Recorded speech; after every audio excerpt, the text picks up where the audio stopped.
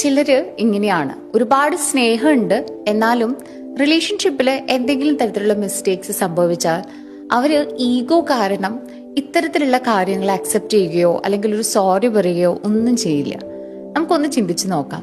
ഒരു റിലേഷൻഷിപ്പിൽ real love എങ്ങനെയായിരിക്കണം? ഭയങ്കരമായിട്ട് പെർഫെക്റ്റ് ആയിരിക്കണം, അല്ലെങ്കിൽ ഒരാൾ തെറ്റാകുമ്പോൾ അത് അക്സെപ്റ്റ് ചെയ്ത് അത് നന്നാക്കാനായിട്ടുള്ള ഒരു ശ്രമത്തിലൂടെയാണോ നമ്മൾ പോവേണ്ടത്? Maybe you deserve a love that apologizes when it's wrong, not one that hides behind ego. ചില ആളുകൾ ഈഗോ കാരണം തെറ്റാണെന്ന് മനസ്സിലാക്കിയാലും അവരത് പിടിച്ചു വെച്ചുകൊണ്ടിരിക്കും. എന്നിട്ട് ക്ലെയിം ചെയ്യുന്നത് ഞാൻ നിന്നെ നന്നായി സ്നേഹിക്കുന്നുണ്ട് എന്നുള്ളതാ.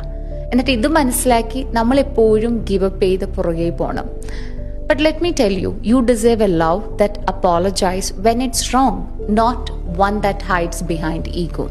കാരണം സ്നേഹം എന്ന് പറയുന്നത് എപ്പോഴും പെർഫെക്ഷൻ അല്ല. എത്ര സ്ട്രോങ്ങസ്റ്റ് റിലേഷൻഷിപ്പിലും ഒരു റിപ്പയർ ഉണ്ടാവണം എന്നുള്ളതാ. രണ്ടുപേരും റെഡിയാണോ റെസ്പോൺസിബിലിറ്റി എടുക്കാൻ, റീബിൽഡ് ചെയ്യാൻ, ഒരുമിച്ച് വളരാൻ? അതുകൊണ്ട് തന്നെ നമ്മൾ മനസ്സിലാക്കണം, ചെറിയ ചെറിയ അഫെക്ഷൻ കാണിച്ചു എന്നാൽ ചില പ്രശ്നങ്ങൾ വരുമ്പോൾ അവർ കംപ്ലീറ്റ് ആബ്സെന്റ് ആയിട്ടാണ് നമ്മളോട് പെരുമാറുന്നതെങ്കിൽ, so don't settle for crumbs of affection. Don't settle for someone who only speaks love but cannot show it.